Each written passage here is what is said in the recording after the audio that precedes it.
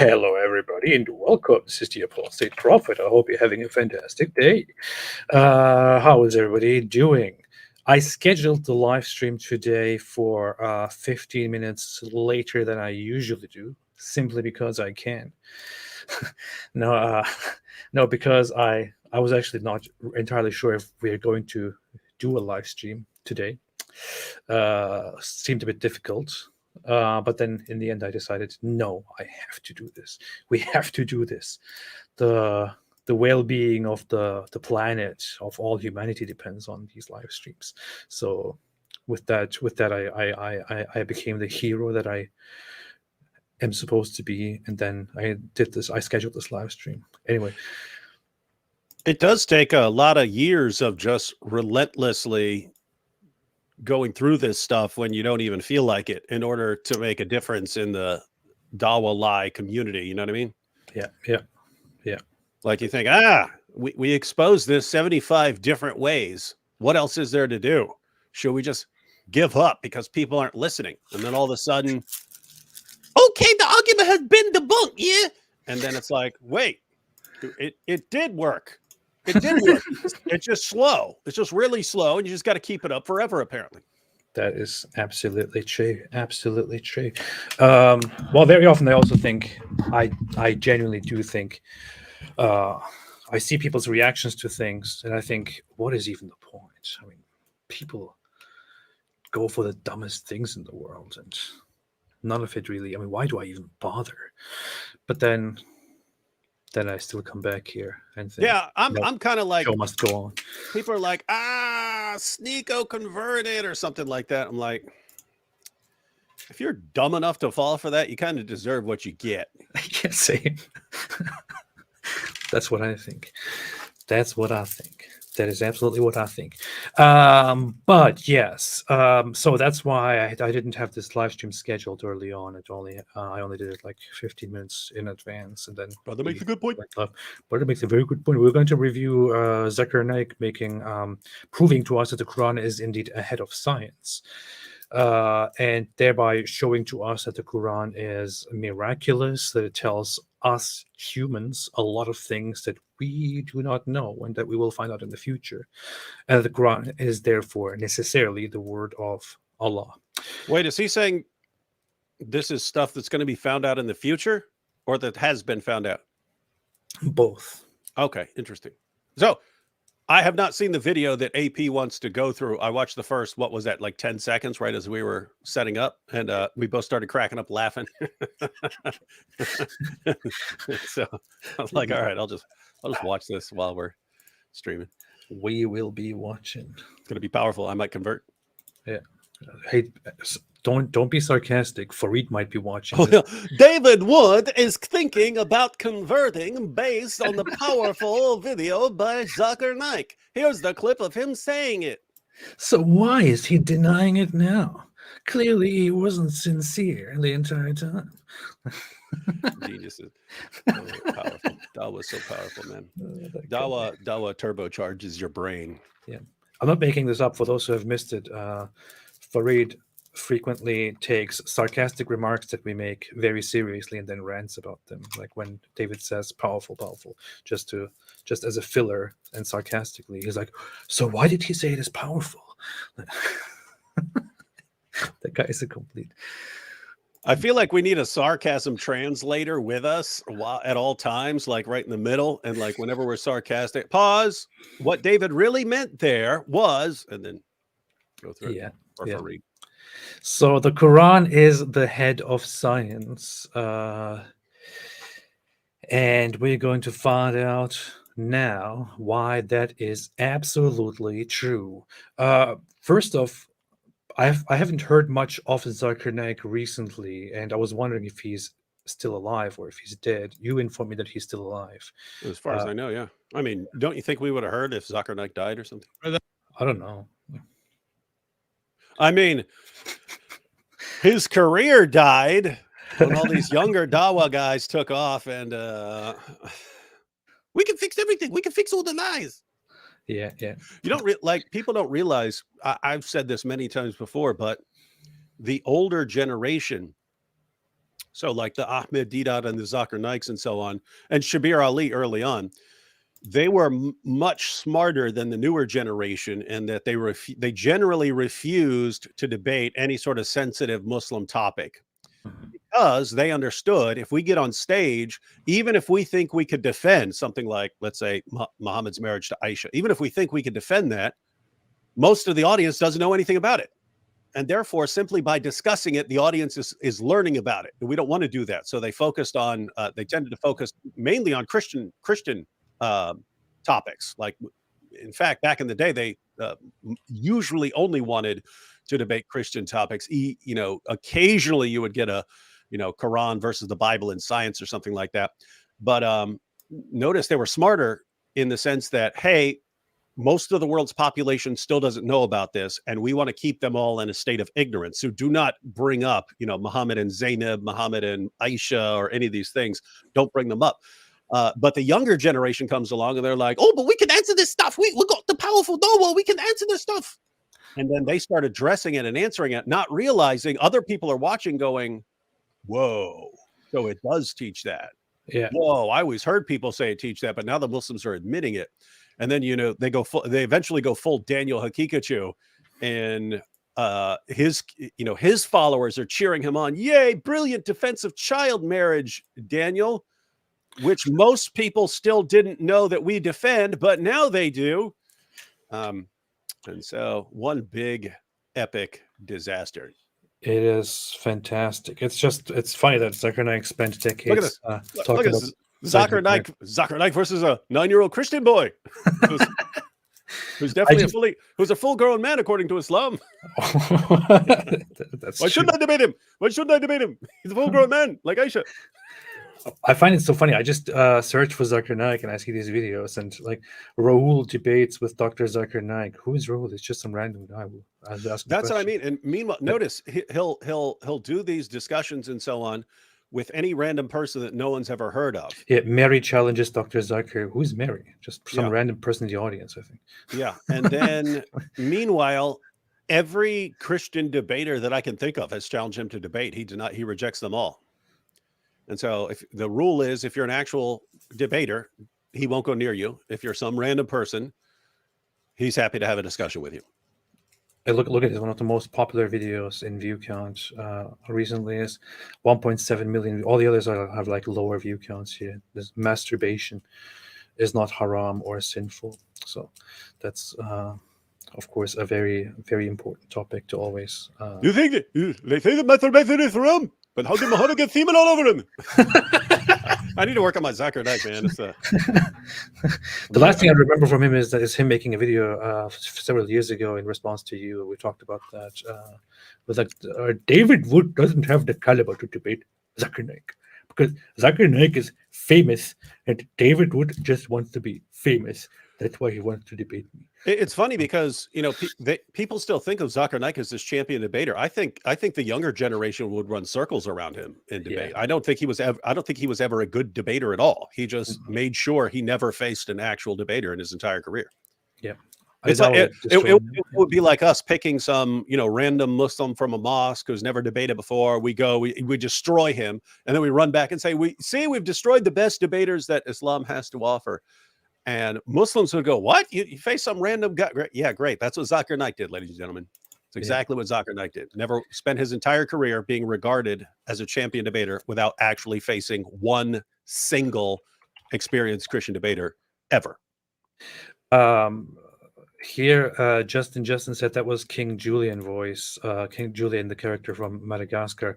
Actually, King Julian's voice is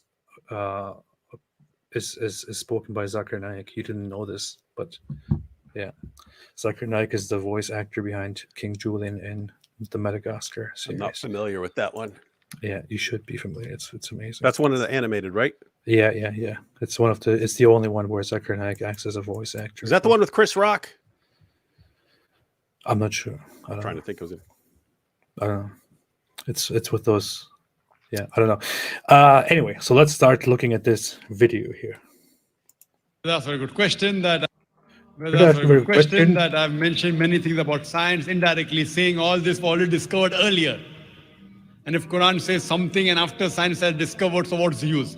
Can you tell me something which science hasn't discovered? Brother, that's the reason the Arabs were advanced in the field of astronomy. Why? Because they read the Quran. That's the reason the Arabs. Now, they read the Quran, and it's just impossible to get through these first moments here without. Guys, when you think of the most advanced people in the world in astronomy, who do you think of? Arabs. And how did they become the leading astronomers? The Quran. They just read the Quran and they went out and they already knew it all. They already knew how the universe worked. Sunsets in a muddy pool. And look at the reasoning. Look at the reasoning. He goes on. He goes on to justify this. Because they read the Quran. The Quran has a lot of information on astronomy. So when they read the Quran, they try and do more investigation. They do more research. And that's how they come to know. Quran is a... So, okay. In the past... They say telegraphic message? I don't know why he says that. What way is he? Telegraphic message. It's a telegraphic message. The Quran is a telegraphic message of science for the readers, and that's why the Arabs back then were very advanced in this. I feel like I'm listening to an insane person here, but that is very. The Arabs were not advanced in different fields of science because they read the Quran, and the Quran gave them lots of new information, or I don't know, encouraged them to do a lot of great things. They were vastly, first and foremost, I would say, you can give your take on that, advanced in that at a certain time, many centuries ago, because they conquered a lot of regions and a lot of cultures where science was advanced, and they took from those cultures, and they translated and researched and analyzed and preserved texts which were advanced far beyond Islam, which the cultures that they conquered already had. So the Muslim scientists, not Arab scientists, the Muslim scientists simply built on what they had there. Sure, they also had the motive of researching and finding out the truth and thinking, maybe even in connection to the Quran, thinking Allah gives us all these signs, let us research all these signs, they are amazing and all that. But they didn't read the Quran and thereby obtain this amazing knowledge of the world around us. Yeah, there's a pattern over and over again that Muslims would conquer. They'd conquer an area. They would get access to the information that area had, and that might be information about mathematics, philosophy, science, and so on. And then the people who are interested in that, the scholars who are interested in that, would have to go and ask the Muslim leaders, can we do some investigating into this stuff to see if it can benefit Islam? And they would get permission. Yes, you could go and look at these works of philosophy to see what benefit you get from Islam. And then for a brief time, there would be a flourishing of something like philosophy or science or mathematics in the Muslim world. It inevitably was strangled. It would inevitably be suffocated. Why? Because there's this additional pressure on it to not be going beyond what Allah has said. Let me give you an example of this because it ties into what Zakir Naik is saying here. Read a couple passages from the Quran real quick. So Surah 20, verse 53, he who has made for you the earth like a carpet spread out. So the earth is like a carpet spread out. Surah 71:19, and Allah has made the earth for you as a carpet spread out. Surah 88:17 through 20. Do they never reflect on the camels and how they were created, the heaven, how it was raised on high, the mountains, how they were set down, the earth, how it was made flat? So that's obviously something you would want to interpret if you're a Muslim or come up with some alternative translation or something like that. But in Tafsir Jalalain, the two Jalals comment on that very verse, saying that the earth, how it was made flat. They comment, listen to the commentary, because this gives you the attitude of the actual Muslim, the experts in the Quran, how they were interpreting these, claims of scientists. As for his words, sutihat, laid out flat. So this is Tafsir Jalalain, commentary on Surah 88, verse 20. As for his word sutahat, laid out flat, this on a literal reading suggests that the earth is flat, which is the opinion of most of the scholars of the revealed law, and not a sphere as astronomers have it, even if this latter does not contradict any of the pillars of the law. So they're saying, notice what they're saying. They're saying you've got the astronomers and they say one thing, but those of us who are experts in the Quran, we know they got it wrong. And so they would let these guys go out and do their studies for a while. But notice there's always a conflict. There's the scholars of the Quran saying, hey, you guys are getting it wrong over there in science. And somehow Zakir Naik seems to think that reading the Quran is what made you the scientist. Yeah. And notice the citation here, Tafsir Jalalain, that is from the 16th century. It is by Jalalain refers to two people named Jalal. The first one who wrote it, the other one who went over it after the first one died. Those two people both had the name Jalal, which is why it's called the two Jalals. And their interpretation of this Quran verse in the 16th century says that that those people who are scholarly in the correct way do still hold on to the idea that the earth is flat. And when you look at the earlier interpretations of the Quran, even when you look at Tabari, you find lots of instances where they strictly defend and reference primitive ideas about cosmology, such as that the sun actually goes somewhere and actually sets in a certain spring, and then they're discussing whether that spring is a dark spring or a muddy spring or a hot spring, and so on. So what Muslims actually got from reading the Quran was that the earth was flat, not that there is this giant universe out there which we need to study. Yeah. See, the book of science only on one subject. In medicine, one subject only requires volumes. So if that way the Quran is, this Quran, most of the human beings, they don't like to read. Oh, such a big book.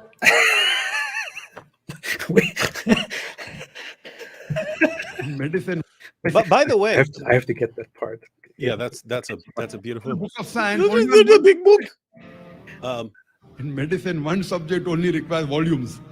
So if that way the Quran is, this Quran, most of the human beings, they don't like to read. Oh, such a big book. So if God Almighty wrote in detail, then even a big building, you will require thousands of buildings to contain the message of the Quran.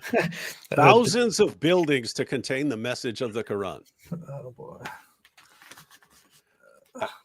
I agree with him on one point.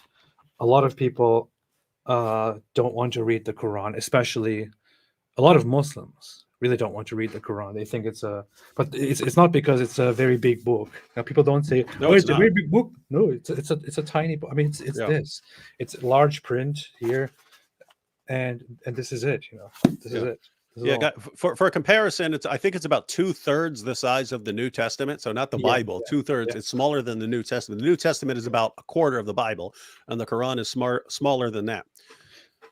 But notice what you just pointed out, that lots of Muslims don't read it. And this is actually surprising to me to find out that Muslims know so little about the Quran when you're in discussions with them. Usually, if you bring up a Quran verse to a Muslim, they have no clue what you're talking about. But that kind of flies in the face of their claim that, oh, it's such a powerful book and it's so eloquent and you could just spend all your time reading it because it's so beautiful. Really? You read it? No.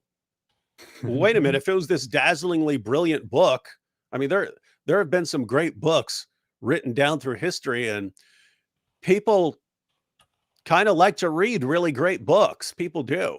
No one likes to read the Quran. So how wonderful do you think it really is?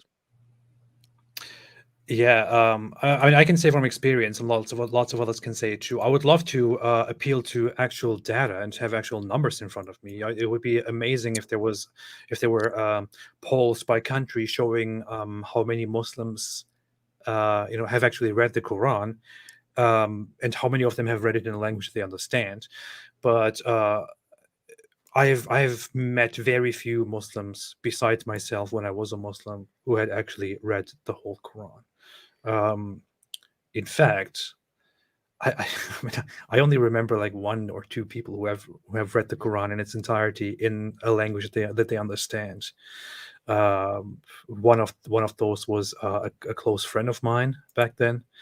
I haven't seen many other people, and many Muslims can tell you the same thing. It is just people don't read it. The value of it in Islam is that it should be recited, meaning read in the Arabic language, in the original language. So they learn to recite it, they memorize it, and even people who memorize it often don't properly read through the actual translation of it and try to understand it. It's and there is just no real incentive. Like it's not a page turner. It is not an interesting book. It is It's repetitive. the opposite of a page Talk turner. about it. Yeah, you just want to. It gets exhausting. It has all the qualities of a completely exhausting and boring book. It's repetitive. It jumps from topic to topic over and over again. It tells the story and then abruptly just cuts it off and it goes to something completely unrelated and so on. Yeah, a page turner is a book where you got to find out what happens next. Like, oh, I just read this. Oh, what's about to happen? I really need to turn the page to find out what happens. And the Quran just isn't like that because you know it's going to be a completely different topic on the next page, and it's going to be just as bad as the page you're on. Yeah, I said this. Hussein said it's a book closer.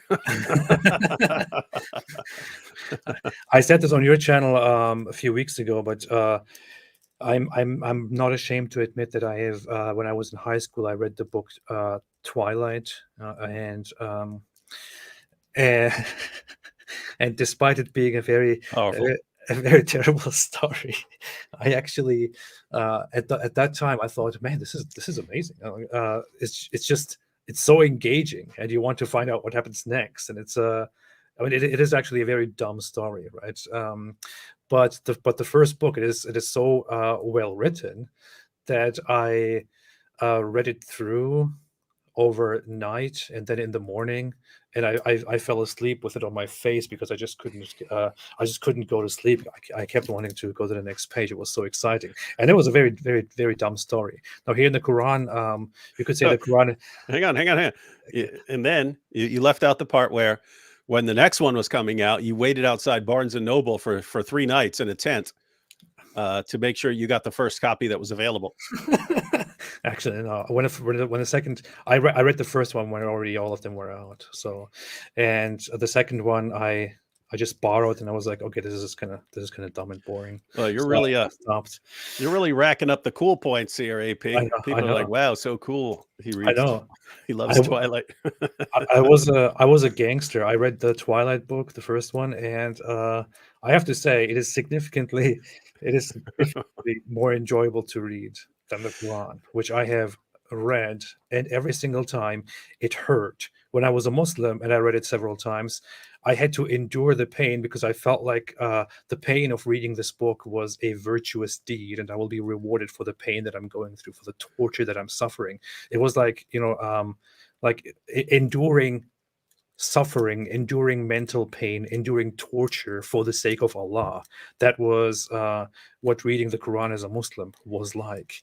And later, as a non-Muslim, I read it again, and it was just unbearably dumb. And I still kept reading it because I wanted to see everything that I missed in it. And it's just there is no reason for anyone to say. I have not met a single person in my life who said, the Quran, it's so amazing. I read it all the time.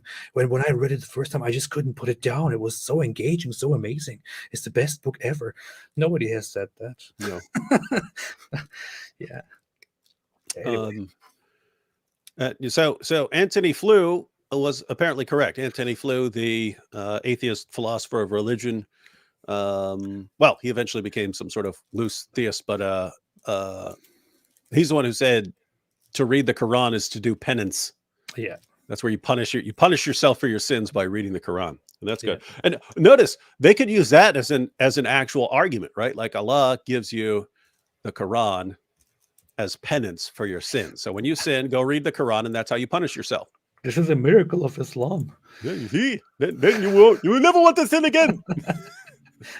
It's actually not an exaggeration. I had the sense of being completely bored by reading this book, but I wanted to convince myself that I'm not bored, and I also felt this pleasure of of making it through this painfully horrible book because it was for the sake of Allah, and I thought there is a reward in that. So anyway, when I first got married and I wanted to annoy my wife for something, I would start. It wasn't the Quran. I would read her. I'm just seeing if I got it here anywhere. I'm sure you've seen it, Towards Understanding Islam by Maududi. But he goes on like page after page after page just praising Muhammad. And I would just like pull that out and start. Compared to all other men of all times, he is a diamond and they are mere rocks and blah, blah, blah. It just goes on. He goes on forever, just showering him with praise. And it's all complete nonsense.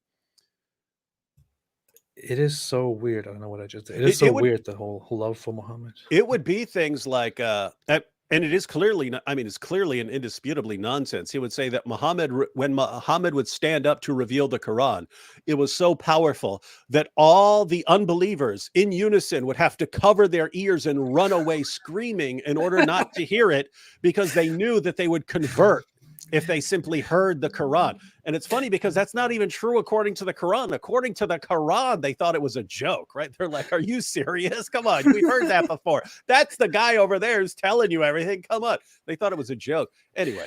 When people say such things, I wonder if they actually, stop for a moment and imagine and visualize what they are telling you, that when the Quran was being spoken, or, that the people were actually panicking and shocked and covering their ears and no. Like, that's a very ridiculous thing to even think of. Okay. Anyway, Quran is telegraphic message. Telegraphic message. So in telegraphic message, many of the Muslims, they read the Quran and they made advances in science. That's the reason we find, if you go back into history, the Muslims advanced in science and technology. But you pose the question, forget about the past. What about today? I would love him to give me an example, but yeah. This is why Muhammad, peace be upon him, was the most powerful scientist of all time. I mentioned has been discovered earlier, but many of them were discovered by Muslims, some by non-Muslims, some by Europeans. What about things which science hasn't discovered? Fine. Well, David Wood, the Bible is so fantastic that Christians read the Bible and then they created the printing press and started. Is that supposed to be Zakir Naik? Is that supposed to be Zakir Naik? Because that sounds more like, I don't know. I'm just the standard, like the guy from The Simpsons. I'm not really trying very hard right now. I'm thinking more of the message. That's it. But yeah, so for instance, when Prophet Muhammad said, peace be upon him, that the eyes are the leather strap of the anus, this inspired 2 million years of science. Oh boy, yeah. That's a hadith where it actually said, where Muhammad actually says that the eyes are the leather strap of the anus. Yep. That's very profound. Think about that. You can spend your entire life meditating on that. Yep. Absolutely. That's what the Buddha did too, by the way. First, I'll tell you those things which science hasn't established, but yet there are high chances. Which science hasn't established. I was just talking about this in a different live stream, but there was a Muslim there saying, the stuff that, so the miracles that Muslims have pointed to now apparently aren't very good, but more stuff's going to come in the future, which confirms the Quran. And so. Well, let us see what he says now. And has testified, and I believe in it. For example, Quran says in Surah Shura, chapter number 42, verse number 29, that it's Allah subhanahu wa ta'ala who has created the creatures in the heavens and the earth and has placed creatures in them. So Quran says there is life besides this earth. Today science hasn't proved there is life besides this earth. Scientists say there are high possibilities that life will be there. As long as you say it like this, the crowd will believe you.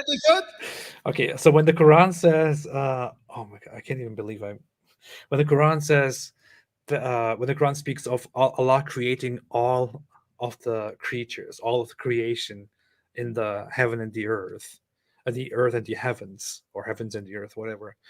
Does that to you sound like the Quran is describing extraterrestrial beings on different planets? Klingon. Or does it sound like the creations that the Quran already mentions, like the humans and the jinns and the angels? What does it sound like, David? Am I getting this wrong here? Yeah, it's aliens, man. Wait. Oh, we combine this with the interpretation of Zakir Naik and Muhammad. Listen, if the eyes are the little strap of the anus, then clearly this Quran verse is talking about the Klingons near Uranus. Oh boy. The Quran says in multiple different verses that Allah created the jinn and mankind. Here's an example. I did not create the jinn and mankind except to worship me. It mentions them together in different verses where it talks about heavens and the earth. I mean, this is very, very basic. I can't even. It's very ridiculous to even respond to this. The creation of the heavens and the earth is greater than the creation of mankind, but most of the people do not know.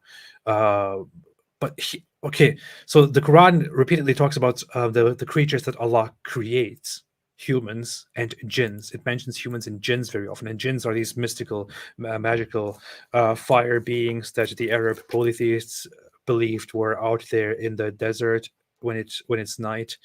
They were quite scared of the desert at night. Of course, they didn't know better. Muslims adopted this whole idea of jinns into Islam, and then actually made it a proper belief that jinns are parallel beings which among us exist, and are made of fire, and they can be good and evil, and they will also be judged just like humans. And for some reason, the Quran was only sent to humans, not to jinns. But yeah, that is what the Quran means when it talks about the creation between in the earth and the heavens. How in the world does this hint at extraterrestrial beings outside of this planet? How in the world does it have anything to do with that? Now, you could say, if we do indeed one day make contact, and he's right about one thing, it is NASA and others say that it is very unlikely that life is only on this planet, and it's extremely likely that, given the circumstances of the universe, that there is life on different planets, and it's a matter of time until we make contact. But if it happened that we suddenly made contact with beings outside of this planet, you could say those are included in Allah's creation, but you cannot say that these Quran verses clearly point at extraterrestrial beings. That's complete nonsense. Yeah, let me. I think he quoted 42:29. And yeah. So that says, and one of his signs is the creation of the heavens and the earth, and what he has spread forth, in both of them living beings. And when he pleases, he is all powerful to gather them together. So he's taking living beings in the heavens, not as angels and whatever, as extraterrestrials. And I would have to say it would never cross my mind to read it like that. And most Muslims, it would never cross their minds to read it like that. Until, as you pointed out, until they discover extraterrestrial life, and then you see it was right here all along. Yeah. I mean, it's ridiculous. I as a Muslim, I read the same stuff, and I never once thought, the Quran is here clearly indicating that there are beings outside of our planet, on different planets. People didn't even know that there are different planets for the longest time after the Quran came into existence. What are you talking about? That is correct. I believe in it. Science may discover it tomorrow, after 5 years, after 10 years, after 100 years. Quran says, I believe in it. But notice what he's saying. He's claiming that this is what the Quran says. Yeah. It's not clear. This is what Ali Dawah and, well, not so much Ali Dawah as Hamza, who explained it more clearly. But Ali Dawah too, he kind of addressed this in sloppy fashion, that if you are claiming that something is a scientific miracle, one, you have to show that the science actually has established something and is settled on some sort of issue. Two, you have to show that that's what the Quran is really saying. and not that you're putting that interpretation in the Quran. Like, who do you have? Do you have Muhammad commenting on this? Who do you have that is giving this interpretation of the verse to make sure that you're not just putting it in there? And then, of course, the third point was you have to make sure that this isn't known before Muhammad put it in there. But notice that second criterion right there. On what basis would you think that Muhammad is talking about alien life here? None, like none. But it is clear it's a miracle. And he's saying it's clear, and I believe it, and we're eventually going to discover life based on this verse. But I ask a very good question. The Quran says in chapter 42, verse number 29.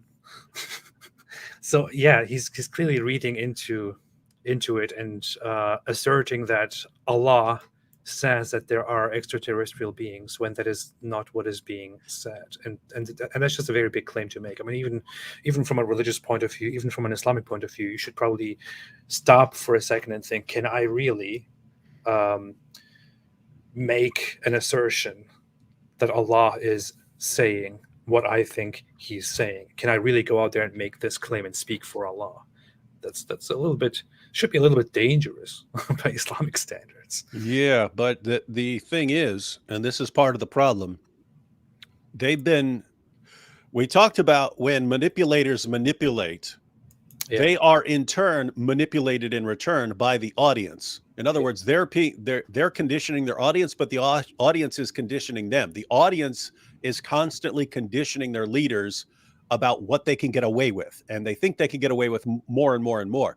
And so if you're just constantly blurting out, oh, look at this, it's a scientific miracle, oh, look at this, it's a scientific miracle, and so on, and you're just constantly making stuff up, and your audience cheers for you, and it never crosses their minds to go and look this up and make sure you're citing information accurately, then that just convinces you over time. I could say absolutely anything. I can go to a verse saying, oh, Allah created, all the living things in the heavens and the earth. You see, this is aliens. And when we find it out, when we find out about the aliens, you heard it here first, folks. That's why astronomy just blew up in the Muslim world. Brother makes a good point. Brother makes a very good point. Very, very good point. Goat von Sloot said, do you mind if I call you David? If you get my phone number, you can call me all you want. I probably won't answer. Oh, fantastic. There you have it.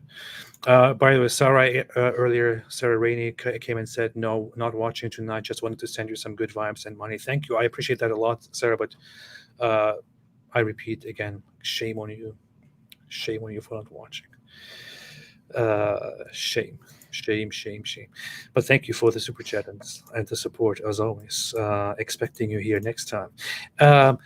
Amused Squid said, inshallah, we need more dawah medical doctors. Indeed we do. Medical doctors. First time caught you live. Greetings from Croatia. Oh, thank you. Greetings back to Croatia from here. Nick's Highlander, Thaddeus needs to clip that. Absolutely. Sawan Krishna said, Marhaba Ridwan, Dr. Swag, Nasılsınız? Could you please, that means how are you in the grotesque Turkish language, could you please shed some light on Ali and Hussein just as historic figures? Love from India. Thank you. I appreciate that.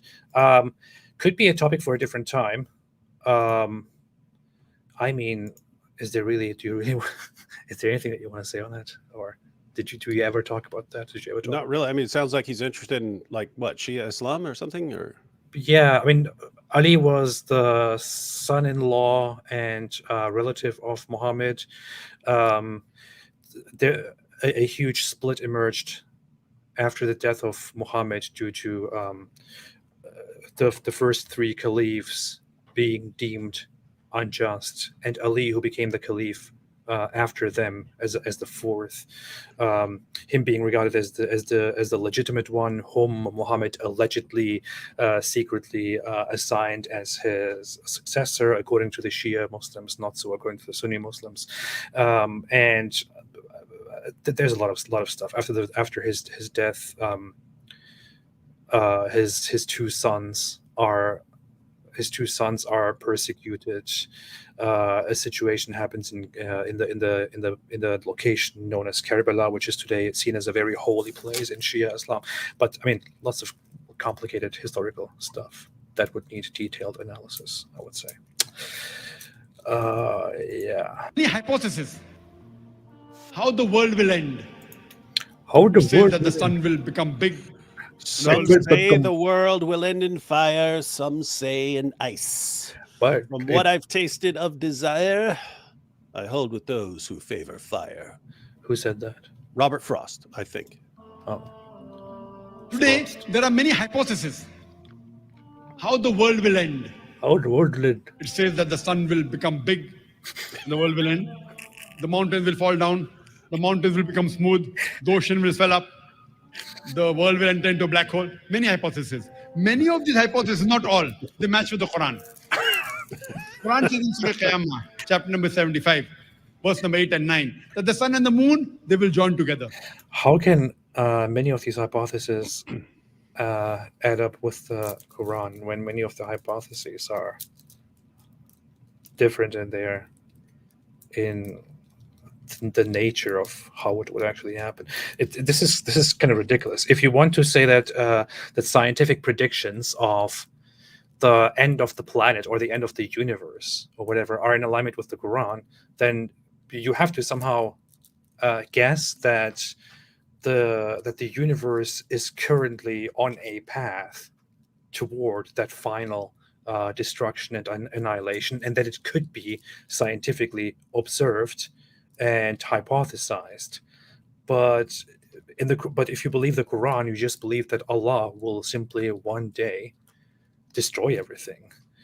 Why go to the whole idea that this is a whole scientific process which you can already kind of track and see and prove? It's a very strange perspective to look at. It's also dumb because if he's talking about science, if he's talking about science, okay, the sun and the moon are going to unite. Now, what could you possibly mean, right? If he's saying from science, ask a scientist. When you're talking about the sun expanding and and destroying everything, are there going to be people here watching it? Are there going to be people here watching this happen? Why am I saying this? Because that's what happens in the passage. Let me go and read the passage, right? So he asks, when is the day of resurrection? So I'll start in verse 6. That's something Zakir Naik has a problem with, actually reading a passage in context. Surah 75, verse 6. He quoted, I think, Surah 75, 9 or something like that, 8 and 9. So Surah 75, verse 6. He asks, when is the day of resurrection?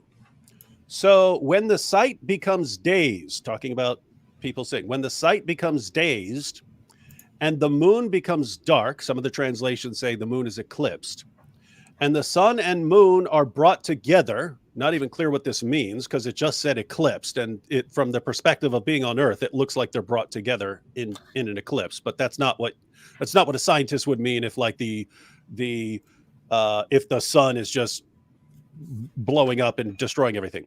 And the sun and moon are brought together. Man shall say on that day, where did it go to?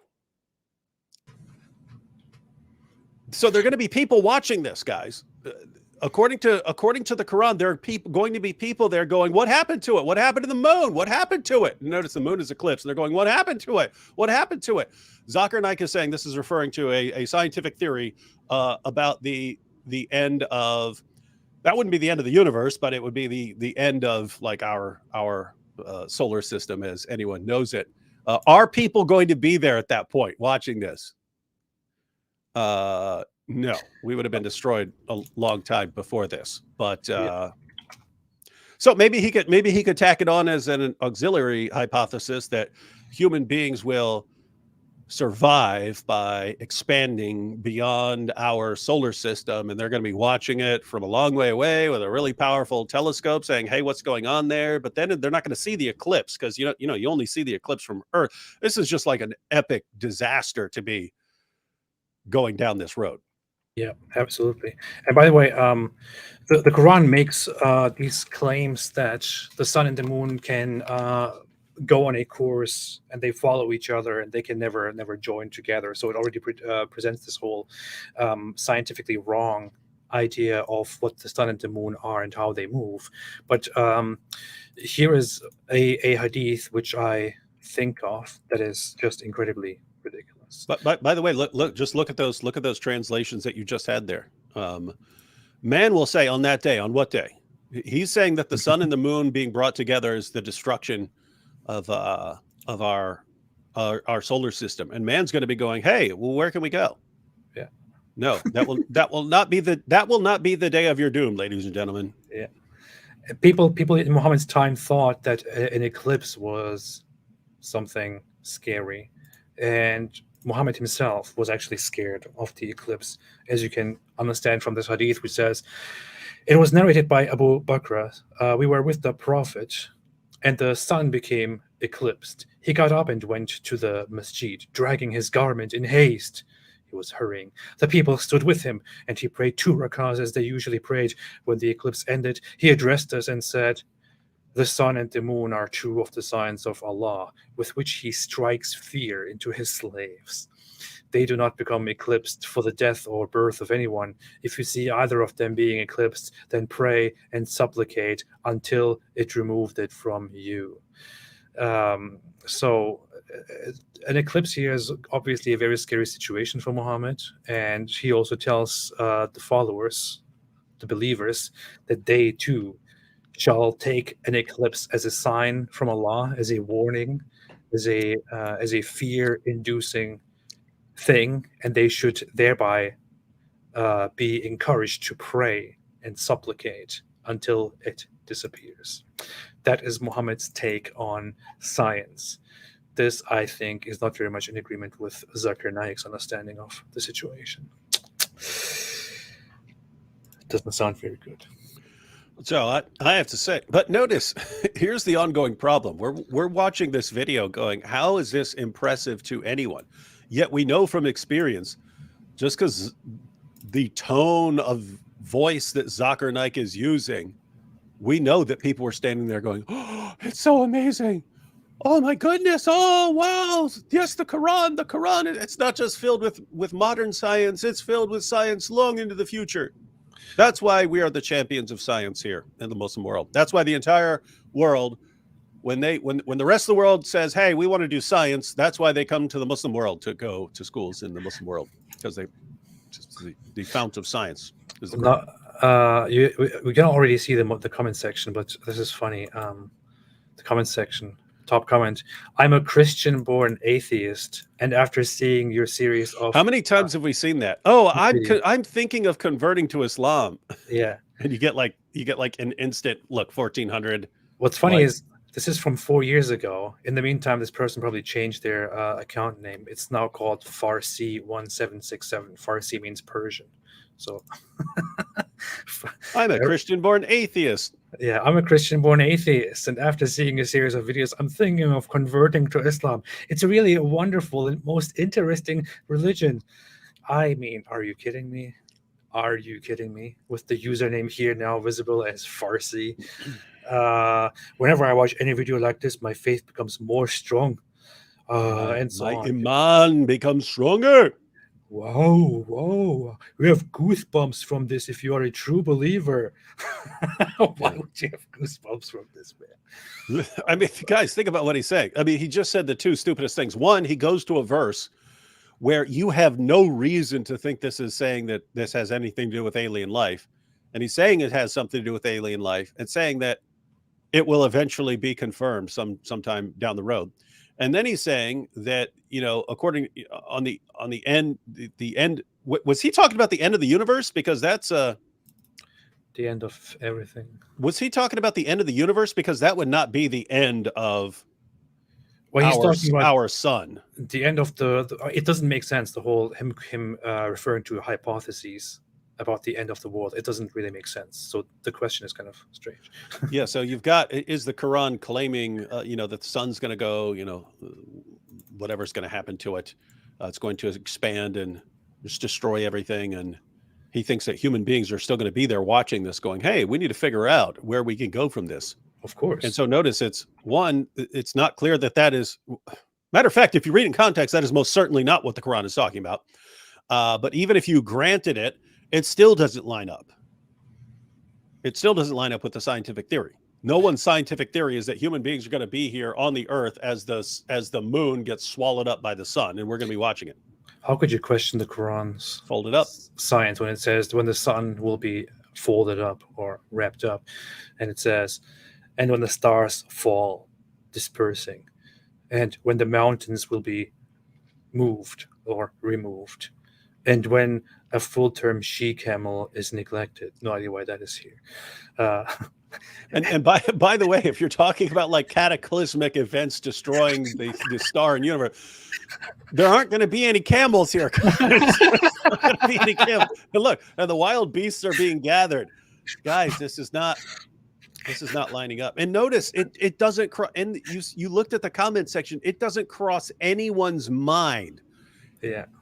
To even look up the passage and ask a question about is this what this is really saying, Zakir Naik? Because this doesn't seem to fit. It never crosses anyone's mind to say, Zakir Naik has said something, let me go and look it up. It has never entered one of his followers' minds ever at any point in history. Isn't that weird? I mean, think if he's saying, "Oh, this passage contains all this," wouldn't you at least want to go look at the passage? I mean, wouldn't you at least want to go, "Oh, wow, let me check this out"? Never crosses their mind. That's what I did. Apparently, I was very special and outstandingly smart for doing something as basic that anyone should do, to just look things up when you hear them, when you are a believer. Yeah.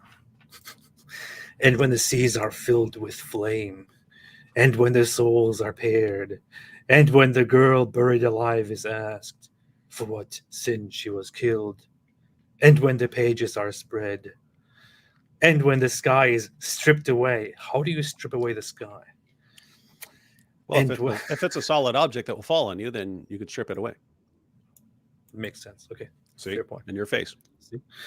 It has been refuted. Buried in darkness. If you read Surah Takwir, chapter number 81, verse 1, 2, and 3, it says that the stars will fall down and lose their luster. The mountain. Okay, and how do you combine this with science, dear Mr. Zakir? How can the stars fall down? Where exactly do they fall? What direction do they fall in? How does this happen? I mean, obviously, the people back in the day thought that the stars were these objects that are up there in the nearest heaven, as the Quran describes. And the Quran literally says that Allah places them into the nearest heaven as an adornment, and to throw them at the rebellious devil jinns who try to sneak up and get secret knowledge from Allah's high council in the Quran's crazy world. But so they thought that the stars are those little things up there, and one day they would of course fall down on you. But how in the real world, in the universe, when stars are these gigantic things like our sun, which is a star, how could they fall down? Where exactly do they fall down to? There is no direction that they could actually fall toward, because there is no up and down and left and right. They are floating out there. Where exactly are they falling? This is idiotic. I mean, it's very strange to me that this guy appeals to science, then references Quran verses like these that are clearly scientifically problematic, to say the least, and then really tries to make it the point that the Quran is ahead of science. You just went through this passage, and again, you have camels there and animals being gathered and so on. This is not what scientists are imagining this is going to be like. That we're all going to be right here on Earth, and then we look up in the sky and we see all this happening, and it's the end of the universe. That's not the scientific picture. You will be long gone when this stuff is happening, according to the scientific picture. No, you're just being Islamophobic. You don't want to listen because you want to be famous. Mountains will fall down to utter ruin. The ocean will swell up. Mountains will fall down. Doesn't make sense at all. Ocean. It's mentioned in Surah Infitar, chapter number 82, verse 1 and 2 and 3. Again, the ocean will swell up. Oh, yeah. The stars will fall down. Similar to many of the hypotheses. No, don't leave out the camels, Zakir Naik. Leave out the camels. You're going to notice he goes verses 1, 2, and 3, leaves out the very next verse, which is about the camels. And he says many similar to the scientific hypotheses. Which scientifically valid explanation, hypothesis, prediction of how things will go over the next million or billions of years actually says the stars will fall down? Please show it to me. Show me where anyone And suggests that the when stars they will fall down, you're going to be worried about your camels.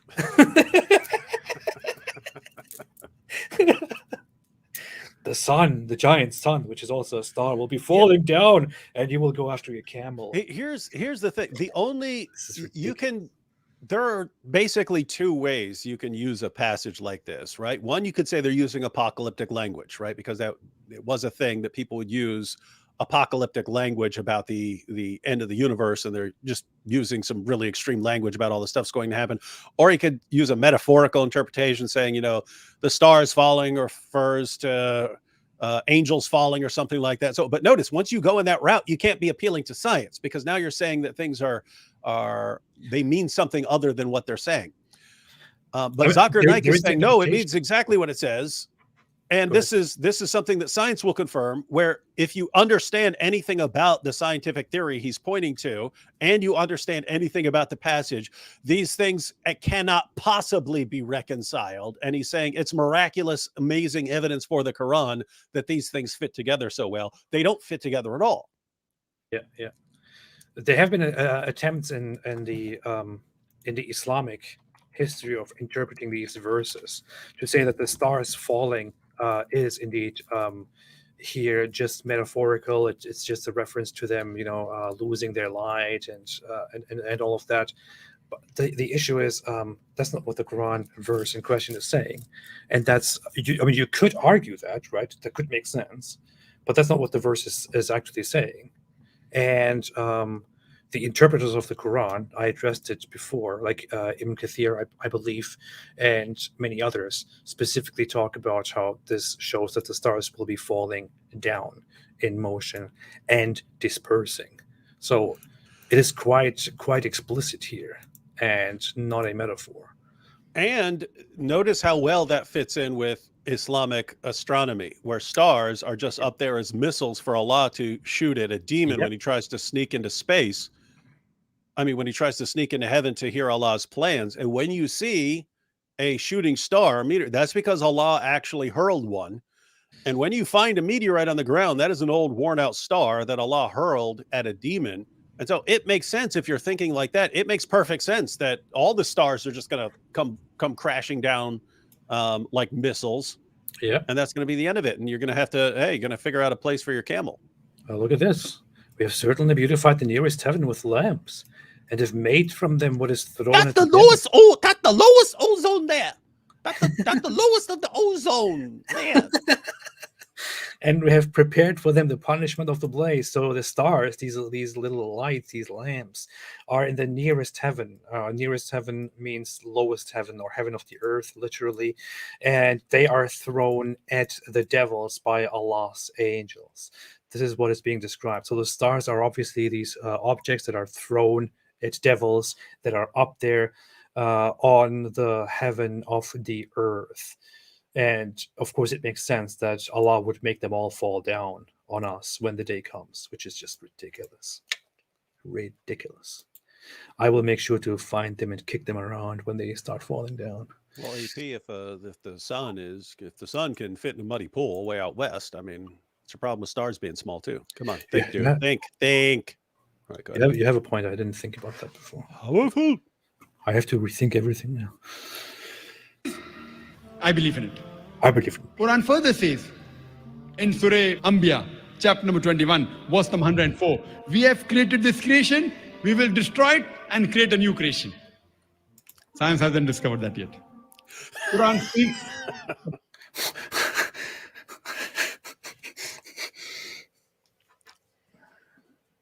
about life after death.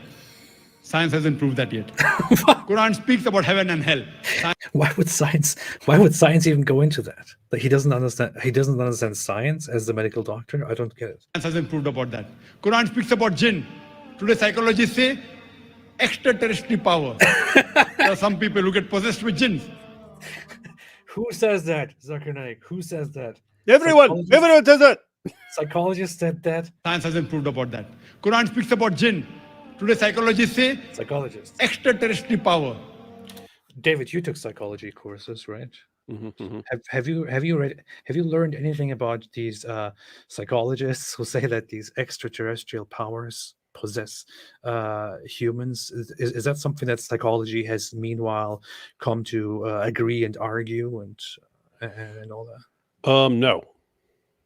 Well, then obviously you missed something. You didn't pay attention. So. No, they tend to it's interesting. They tend to not take it seriously as an explanation, but they tend to say that like exorcisms and so on, even though I don't believe there's anything demonic, they tend to think that, well, these things actually can help because, if a person believes that a demon has been expelled from them or something like that, then they tend to do better. But nope, not I don't recall the extraterrestrial. Oh, come on. He's saying it's eventually going to be that way, AP. Come on. They're eventually going to find this out. What in the world are you talking about? No, look at Today psychologists say. today. Psychologists say. Oh, okay, never mind. Okay, I was throwing. Wait, Today psychologists. say extraterrestrial power. Yeah, today psychologists say extraterrestrial power. Dr. Whitemeat says. Remember that he would just make people up and say Dr. Whitemeat. It's like, what are you talking about? No one can find anyone he's talking about. Dr. Whitemeat. But notice how this sets the stage, right? Look at this. If you're a young narcissistic guy who's planning to go into Dawa and you have half a brain, you're looking at this going, I can make up anything I want. And as long as I'm making it up in defense of Islam and to promote Islam, there are massive amounts of people out there who will shower me with praise and money for the rest of my life if I just do that. And what's the eventual outcome of, hey, I can make anything up because no one's going to question me? Ah, look, I'm a victim of a ketchup hate crime. The Islamophobes got me. That's the outcome, ladies and gentlemen. This is the new generation of the Dawa guys who have realized I can say anything I want. I can fake a hate crime. Jussie Smollett, he'll get called out because even his fans will eventually call him out and say, this is too much, man. This is wrong. You got to go to jail. In the Dawa community, nope. They're not going to call you out. I just Googled it and also looked among scholarly articles on psychologists talking about extraterrestrial powers. I can't find anything here. I don't know why. You're a liar. That's the main theory now. They have conferences on extraterrestrial power. They go in there and they say, hey, this guy's coming in here. He's acting all weird. He says he's hearing voices. Aha, extraterrestrial power. So let's get this straight now. Let's cut through the nonsense and let's get this straight. According to Zakir Naik, psychologists today interpret certain behaviors that are considered possessions by jinns as extraterrestrial powers, meaning psychologists are saying that these are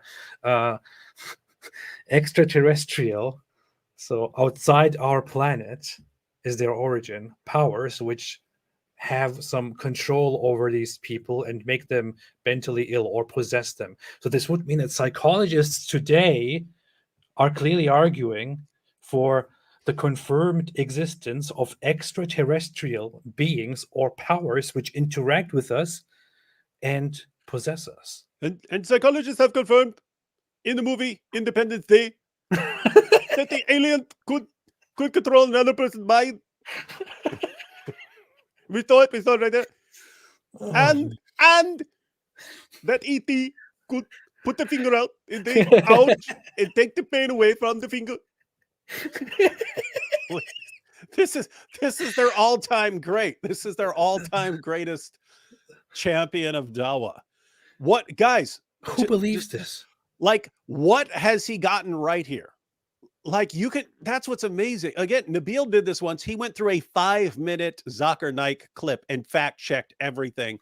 And there were 25 mistakes in a 5-minute clip. I mean, 25 factual errors in a 5-minute clip. This is not a guy who did a ton of research and went out and showed how this research confirms the Quran. This is a guy who realized that he is talking to complete gullible morons who will listen to anything he says and cheer for him no matter what. And over time, he realized, I could just say anything. All I have to do is get up there and sound confident, and I'm good forever for the rest of my life. And I'll go down as a legend in the Islamic community. He still does that whole thing. I think he still sticks to that whole misunderstanding of words when he refers to a scientific theory, which is theory means it's a theory. It's not fact. Like, Yeah, that's not what a theory means in science generally. he still does that after being corrected and called out and laughed about so many times for, as a medical doctor, allegedly a scientist, misunderstanding and misrepresenting such a very simple point in terms of scientific research. He still sticks to that. So I don't know what it is. Does he know that he's making things up, that he is just lying? Does he know that he gets things wrong, but he just sticks to them, or is he unaware of the ridiculousness of some of the claims that he makes, and he just doesn't bother into looking into things and correcting himself? I don't get it. I'm pretty sure. I don't say this about everyone, right? Like if a Muslim were to say this to me sitting down on the subway or something like this, and a Muslim were to give me these arguments, I would think, okay, this Muslim really believes this stuff and so on. When I hear Zakir Naik, I've just seen too many examples where, okay, the person listening to you does not know what that passage actually says. But you've read it, and you know what it actually says. Like it's very similar to when he argues that according to the Bible, Jesus didn't die by crucifixion. And in some of the cases, a verse that he will use, in some of the cases where he uses a verse to make a point, he only quotes part of the verse. You literally just have to finish the verse and it refutes the point he's making, or let alone read the rest of the passage. But those are situations where, okay, someone who's never actually gone to this passage and never actually read this verse might hear that quotation and interpret it the way you think, the way you're claiming it should be interpreted. But anyone who's actually read that knows there's no way to interpret it that way. You're claiming that that is the correct interpretation. I know Zakir Naik has at least at some point gone to that passage, and yet the fact that he's saying this to them, you've got to know you're lying at that point. And so what I really think is going on here is similar to what Ali Dawah was saying, that he was brought into Islam by deception. He was duped into converting to Islam by these scientific miracles. And he's since found out that it's absolute nonsense, but he wants to stay for other things. But notice, even according to Ali Dawah says Allah used the deception of the scientific miracles to bring him to Islam. So in Ali Dawah's mind, that deception was good because it got him to Islam. I really think a lot of these Dawah guys are along those lines. I mean, think about it. I mean, the perfect preservation, they all knew that was total nonsense, right? But they still said it. I mean, if you know anything, I mean, at least the people like Yasser Qadi indisputably knew that was a lie, that perfect preservation of just one Quran. They all knew that was a lie, yet they rolled with it. And so they really seem to be thinking in terms of, okay, well, you're going to heaven if you're a Muslim, you're going to hell if you're not. And therefore, even if I lie to you and deceive you to get you to believe in Islam, I'm deceiving you into heaven. So what's the problem here? And so I think they just believe that it's entirely justified to lie to people. Yeah. It's crazy, man. It is crazy. It's powerful, though. It's Dawah. It is pretty crazy. It reminds me of him when it comes to the scientific theory thing. He's like, it's a scientific theory. It's a hypothesis. Like a scientific theory and a scientific hypothesis are two completely different. They are two different things. They are actually two different things. And he's there and he's like, I'm a scientist. I'm a medical doctor. It's a hypothesis. It's a theory. Theory means it's a theory. It's a hypothesis.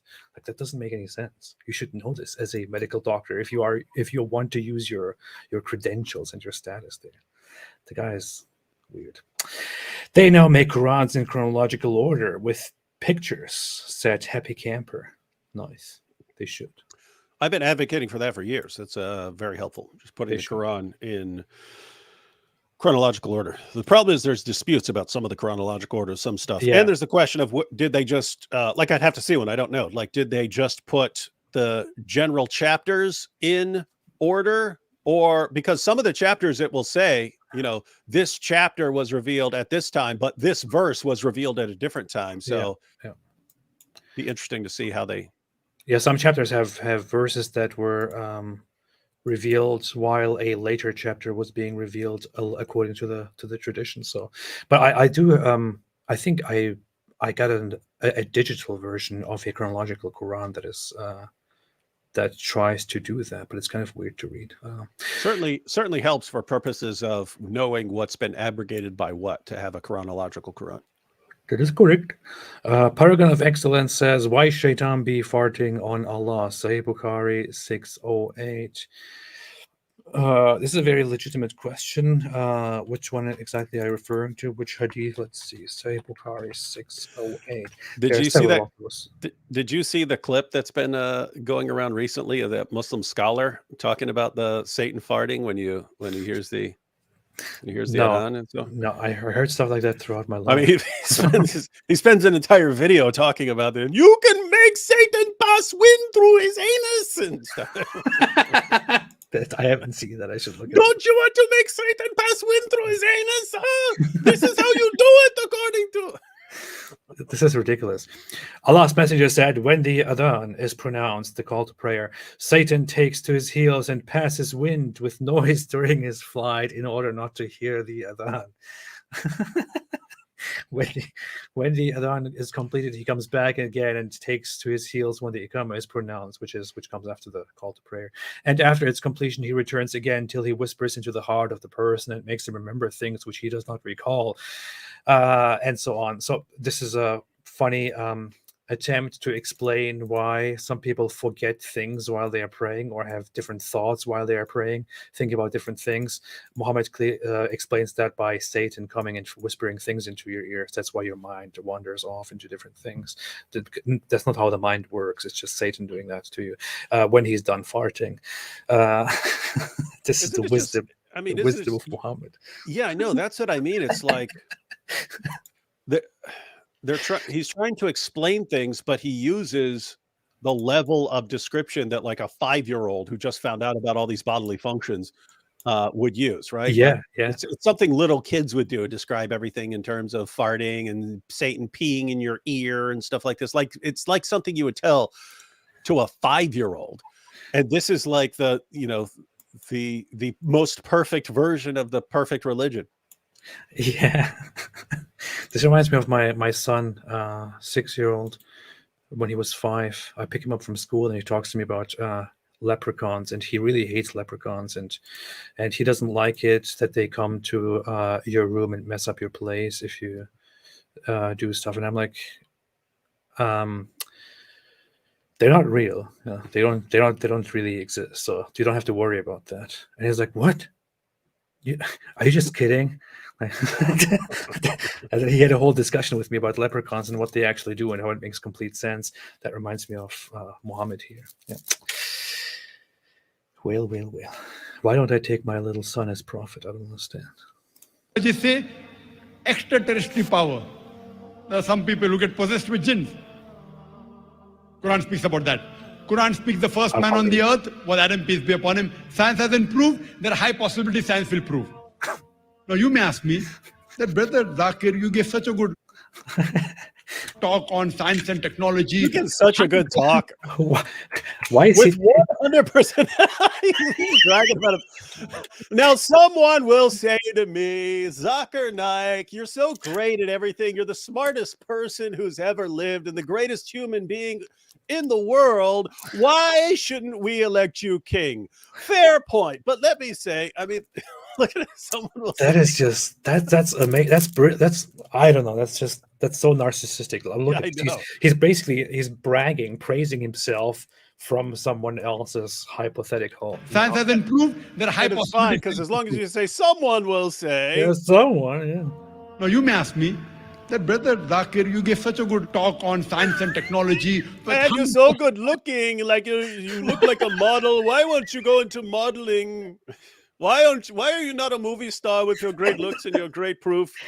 With 100% solid You proof. believe in life after death? 100% solid proof. You believe it? You believe in heaven and Believe hell? in it? You a doctor? You're a doctor? Isn't this unscientific? I said, no, brother. No, brother. I know I'm doing a lot of mockery here, and I know lots of viewers will Shame on you.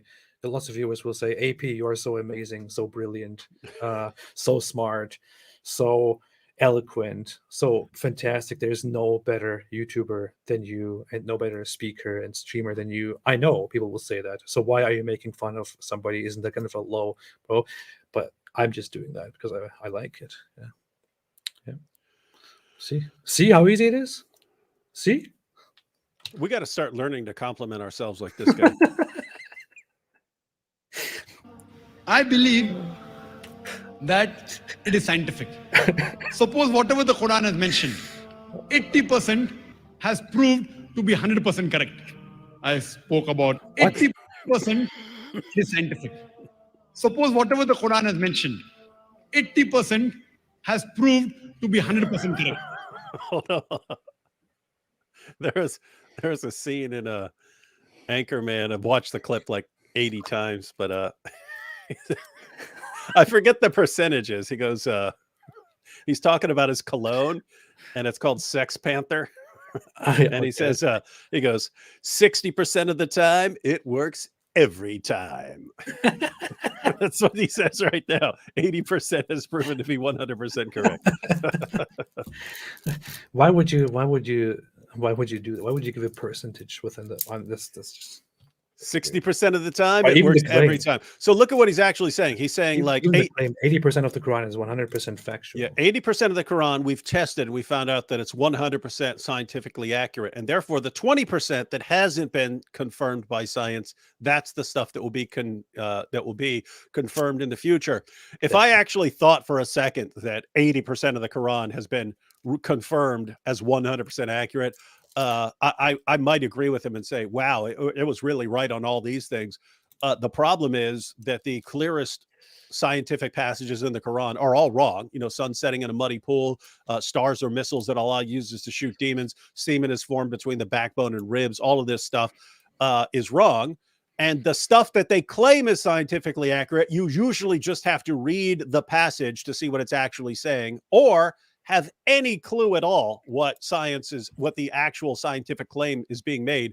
And you find out that apart from some very general stuff like there is a sun and there is a moon, Muhammad gets everything wrong that he could possibly get wrong. He gets it wrong. And Zakir Naik looks at it, 100% correct. 100% correct. No. What? It's 100% correct. It's amazing. 80% is 100% correct. It's a miracle. It is a miracle. 60% of the time, it works every time. I made a video in the past. And the Quran tells us the same stuff. Yeah, that was me. I made a video in the past, which is called "The Scientific Mistakes of the Quran." And you should pin that on this video, and then everyone, yeah. if there are new people, because that's 4 years. Gosh, it's been 4 years since you made that. I remember you making that. I know, that's insane. That's 4 years ago. I worked for months on this one video. I worked for months on it, writing it, putting it together, editing things out, putting new things in, researching, recording it, putting it all together, and then editing the whole thing,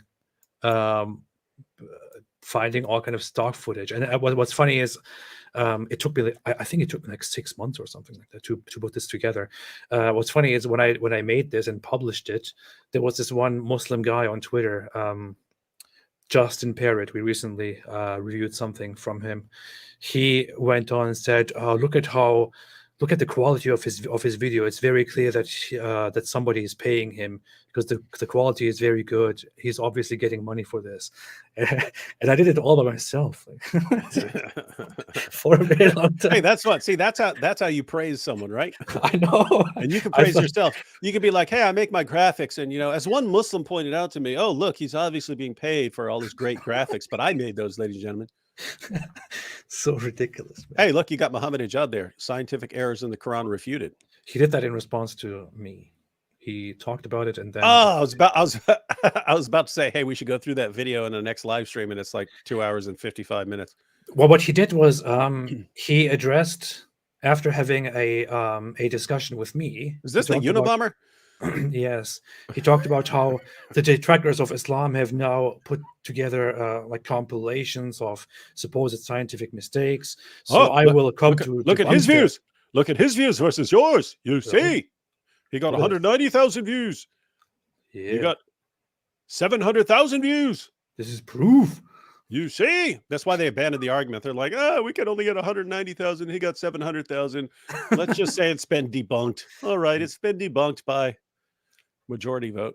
If I was like them, I would actually put this put these two together with the screenshots showing the view count and see. That's exactly. You should do that in the tweet, just for joking, because we're talking about it. Yeah, here. yeah. You see, If I was like this, the people have spoken. you can clearly see here that mine is much more convincing than you. Nobody believes your defense of the scientific issues in the Quran. Or everybody believes that there are scientific mistakes, because look at it, 700,000 versus 190,000. The people have spoken. People have spoken. Quran is wrong. Man. But yeah, go and watch this. I will pin this in the comment section. Yeah. As mentioned, 80% has proved to be 100% correct.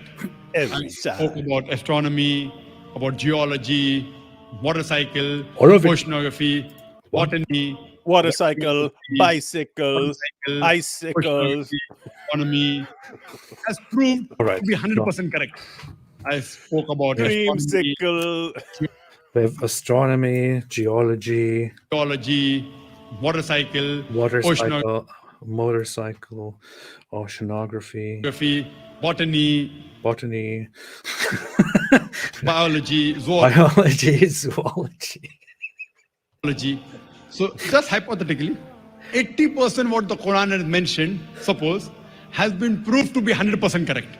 So wait a minute. What Yeah, is I would find that amazing. If 80% of the Quran had been proven to be 100% correct, I would find that pretty impressive. I don't understand. Didn't he just claim that 80% has Yeah, been and now he proven? says hypothetically. I don't understand.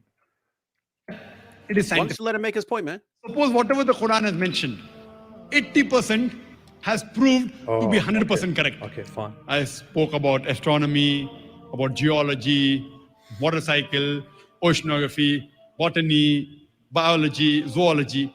So just hypothetically, 80% what the Quran has mentioned, suppose, has been proved to be 100% correct. The remaining 20% is ambiguous. Neither right, neither wrong. Not even 0.1% of that 20% which is ambiguous has been proved to be wrong. There is not a single verse of the Quran which can be proved false by established science.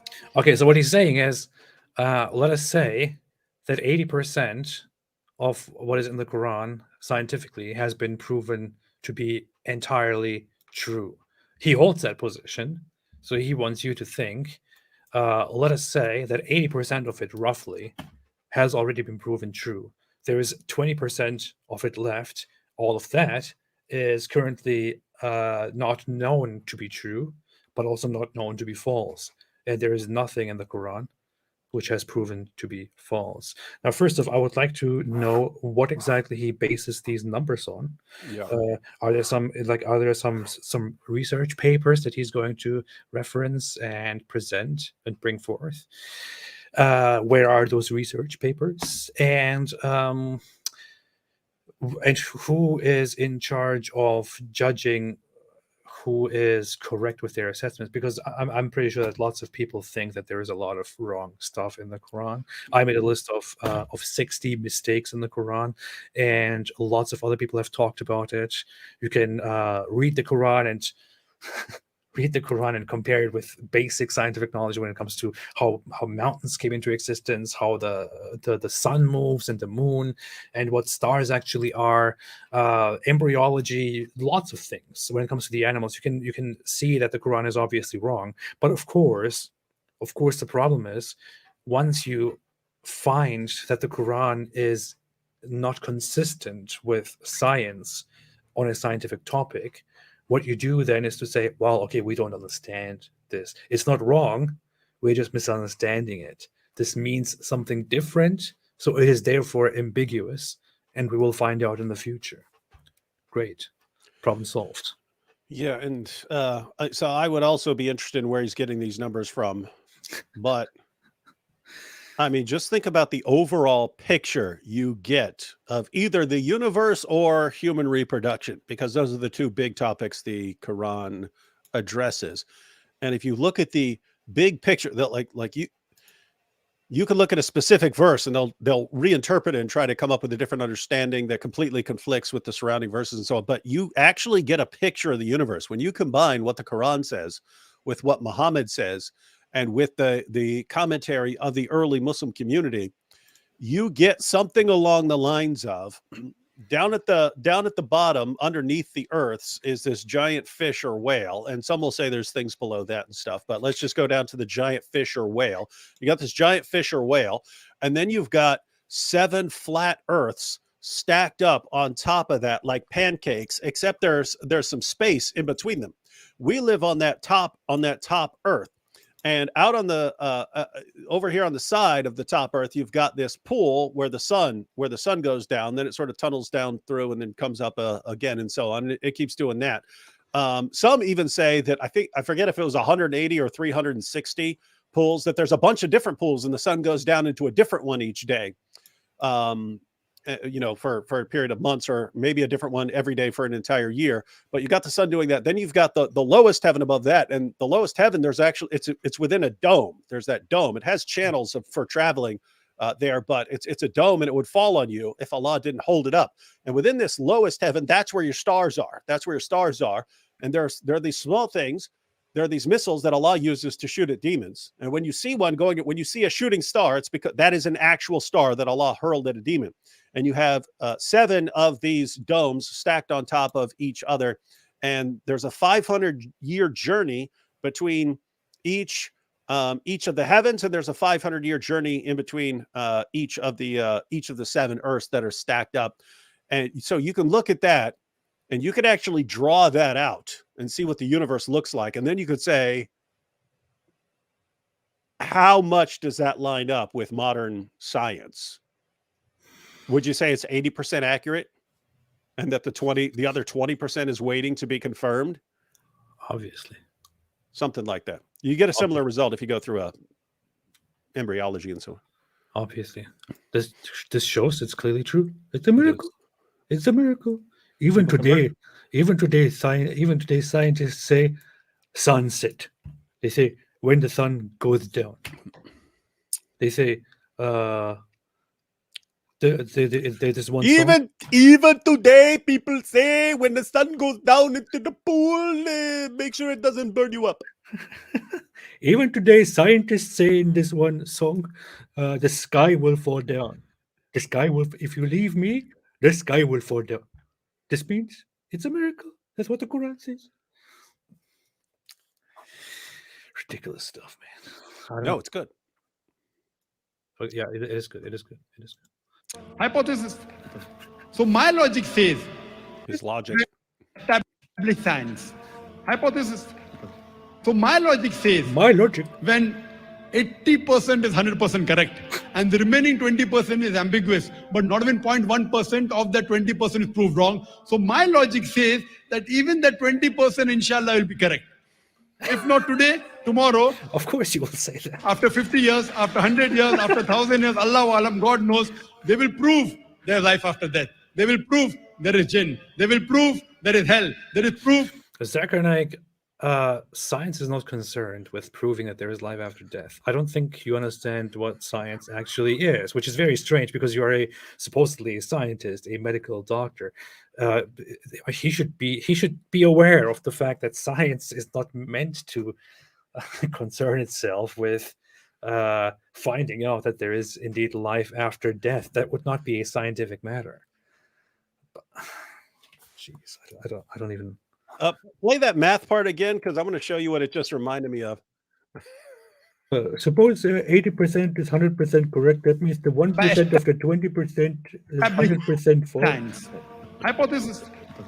So my logic says, when 80% is 100% correct, and the remaining 20% is ambiguous, but not even 0.1% of that 20% is proved wrong. So my logic says that even that 20% inshallah will be correct. If not today, tomorrow, after 50. Hey, check out the link I just sent you. I mean, we could always finish this one and then come back to that point because it's almost over. But I sent you a link. What that reminded me of. It's pretty awesome.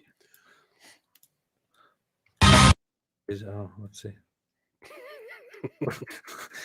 Scott Steiner, it's going to be a three-way for the TNA heavyweight title at Sacrifice between you, Kurt Angle, and Samoa Joe. Now, before you get there, That's you have about an to be important awesome step tonight as you and X Division champion Petey Williams take on the unlikely duo of Kurt Angle and Samoa Joe. Okay, here we go. Zakir Naik. See, all men are created equal, but you look at me and you look at Small Joe, and you can see that statement is not true. See, normally if you go one-on-one with another wrestler, you got a 50-50 chance of winning. 50-50. I'm a genetic freak, and I'm not normal. So you got a 25% at best at beating me. Then you add Kurt Angle to the mix. Your chances of winning drastically go down. See, the three-way at Sacrifice, you got a 33 and a third chance of winning. I got a 66 and 2/3 chance of winning because Kurt Angle knows he can't beat me, and he's not even going to try. So, Small Joe, you take your 33 and a third chance minus my 25% chance, and you got an 8 and a third chance of winning. Then you take my 75% chance of winning, lose to a one-on-one, and then add 66 and 2/3 chance. I got a 141 and 2/3 chance of winning at Sacrifice. See, numbers don't lie. Disaster for you at Sacrifice. Yeah, but I'm gonna break it down for all you ladies. Would you rather be with me? You stop it there. Now he's changing the subject. We just wanted the math. Wasn't that awesome? Oh man, that's crazy. Oh. I didn't know about this. That was powerful. It sounds exactly. I mean, think if a Dawa guy came out exactly like that, but he just said Quran and all of that, he would be the most famous da'i in the world right now. This is funny. I was just thinking that maybe Zakir Naik is just putting all of these numbers out there just to confuse and impress people with numbers, and because nobody's going to follow that through except if you're a nerd. Yeah. But that's Wasn't that an awesome clip? yeah, it was. It was good. So let's say 80% of what is in the Quran has been proven 100% true. And let us say there's 20% left in the Quran, which is neither 100% true nor 0% true, and therefore not 100% false either. So of that 20% left, not even 1% has proven to be 100% false. Therefore, I argue that within those 20%, the remaining 20% will also be proven to be 100% true in the future, inshallah. Fantastic. Great point. That's how you convert people to Islam. Wow, man. That was a good clip. 50 years, after 100 years, after 1,000 years, Allah Alam, God knows, they will prove there's life after death. No, they they will won't. prove there is jinn. They will prove Maybe they there is hell. There is proof there is heaven, and so on and so forth. That's it. So indeed there has come to you clear proof from your Lord and guidance and mercy. Who is then more unjust than he who rejects Allah's message and turns away from them? This is put here. This message is put here at the end of this video because clearly you have seen that after this powerful message, Islam is true. The Quran is from Allah. It's very obvious now at this point. So if you are still in the light of this guidance, of this clear proof from your Lord, you do not believe in Islam. If you at this point don't accept the Quran as the word of Allah, then you are just completely unjust, and shame on you. Yeah. Powerful. Shame on you. Shame on you. It should say shame on you here. Hey, this is a side note. The guy you were just watching, that was Scott Steiner. Yeah.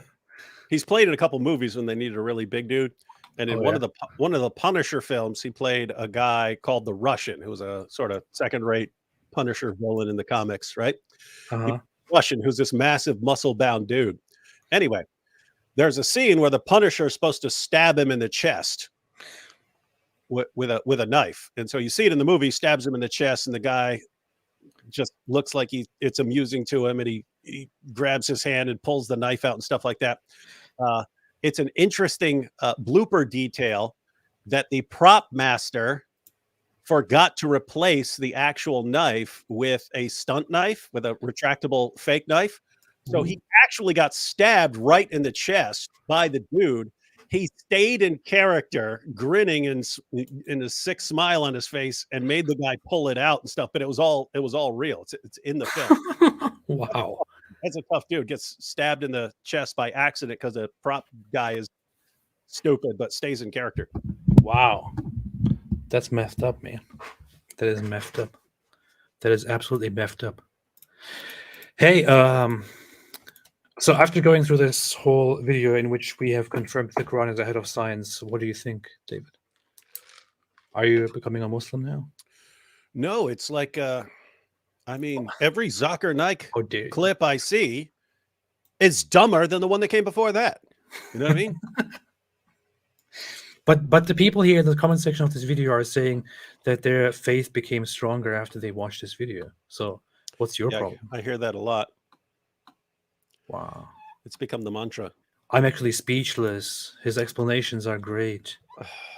Isn't this interesting? It's like you and I look at that, and it is the most insanely idiotic nonsense we've ever heard, and all you get is praise for this in the Dawa community.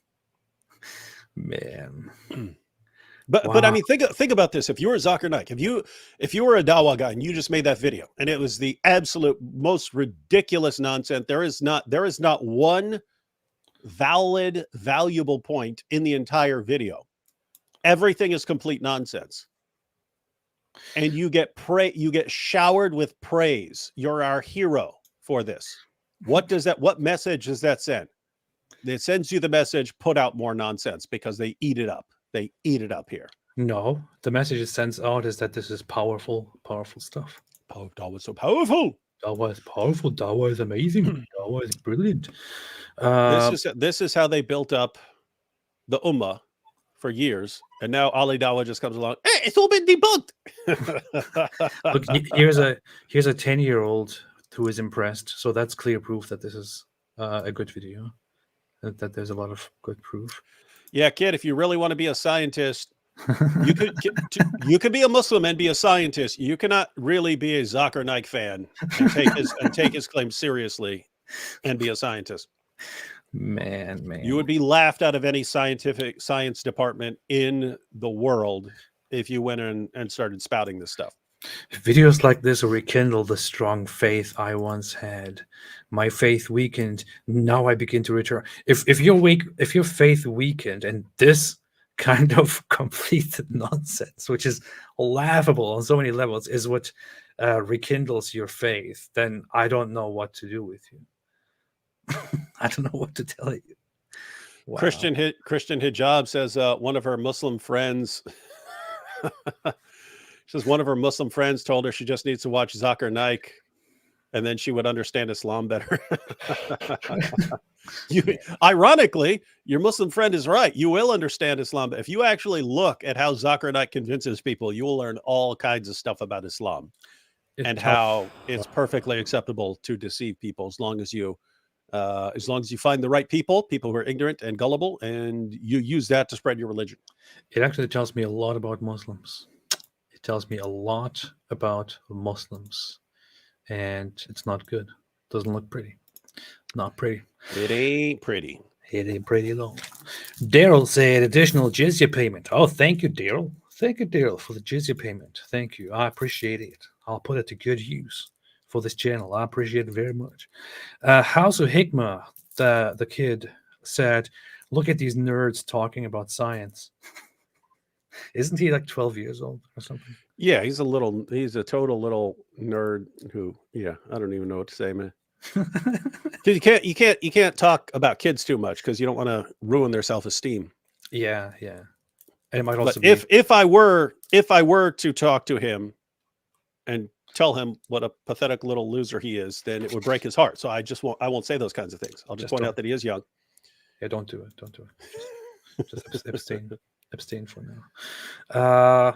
Proud of that, said, brother, asked a good question. But it makes a good point. Yep. Undercover Pro 18 made a super chat. Thank you so much. I appreciate it very much. Undercover Pro 18 made another super chat and said, "Hey AP, when's that book coming out? Thanks for all you do. I really appreciate your work." Book. I'm really bad on the whole book front. Last update that I gave was that I have a lot of the stuff written down, planned out, outlined, but it is all rough and raw, and I haven't made great progress over the last year. I'd settle for a really good video, AP. I don't know. I feel like I feel like a book would be. I don't know. And the idea of the book is very good, and the outline is very good too. It's just, yeah. Hey, you should do what they do and like totally make stuff up. Yeah. Like Yusuf Estes, he never had any sort of position or anything else. Same thing with Yusha Evans. They're all following the same pattern where they'll say they were a Christian minister, right? Yeah. Which technically, anyone who ever did anything for a church can call themselves a minister, right? Yeah. But they know that people interpret that as I was like a priest or a pastor or something like that. They know it gets interpreted.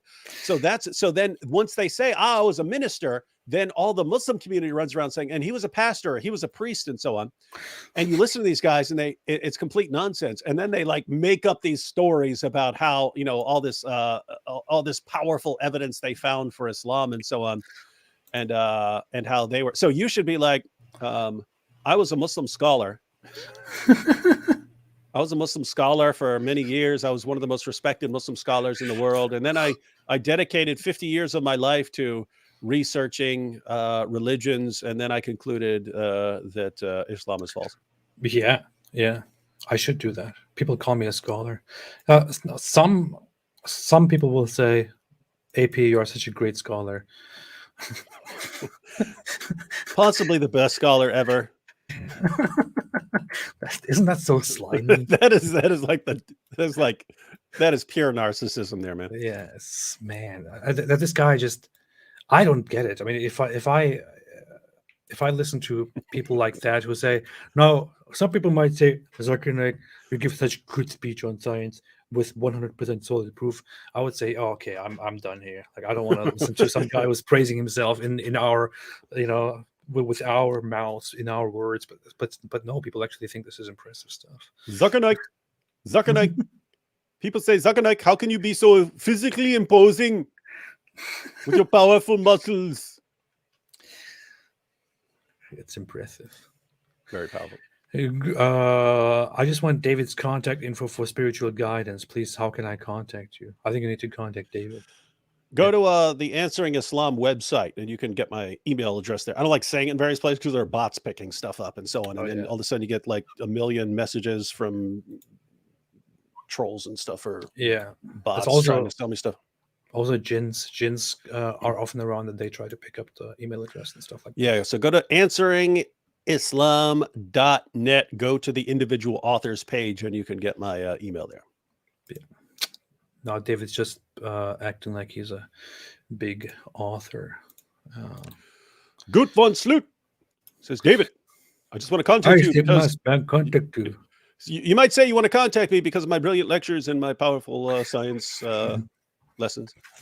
Shine Varman Zadigan with a beautiful symbol of the Zoroastrian sign of the spirit, which they actually adopted from ancient Mesopotamia, which is called Faravar. I even have a symbol of that somewhere here. I'm such a nerd right now. Said Zakir Naik is heavily influenced and inspired by Swiss writer Giorgio A. Tsoukalos. Isn't that the guy who Tsoukalos? Isn't that the guy with the from that aliens meme? He's kind of mad scientist looking, but yeah, he does UFO stuff. There's that meme where of him going like this, and it says aliens or something like that. Yeah, he has the cover on that, Ancient Aliens. He believes in that thing. I think that he proposes that whole hypothesis of ancient aliens or something like that. That's funny. That is pretty good. Pretty good. Sarah Durst said, AP, you are so amazing. So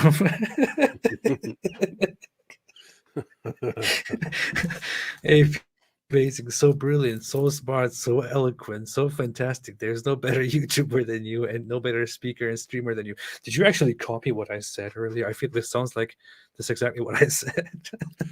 What's funny is you can use that in a future video, or you can say, for instance, people say to me, AP, you're so amazing, so brilliant, so smart, so eloquent, so fantastic. There's no better YouTube than you. What's funny, it kind of sounds like Trump, right? People say to me, AP, you're so amazing, so brilliant, so smart, so eloquent, so fantastic. There's no better YouTuber than you, no better speaker, no better streamer. A tremendous speaker, frankly. That's frankly. I will take this super chat and use it as a reference in the future when I apply for a job. SG, how much percent of the chat room will become Muslim now? I would say 100%. I would say 100% of 80%. Shai Rahman said AP and David Wood, could you please explain the miracle in Sahih Muslim 2277? Is it going to be something dumb again? What do you say? This is like that last one, the leather strap.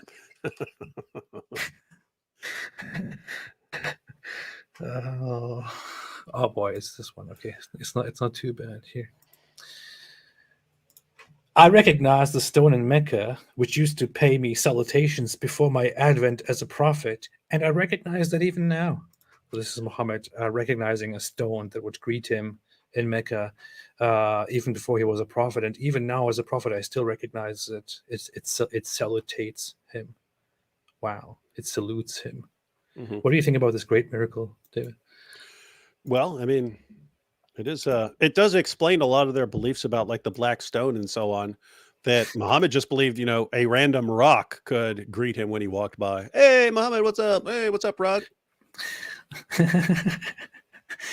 Yo, hey, Muhammad, how's things going with that child bride? What? And he was like, hey, what's up, Dwayne? Stone. Yeah.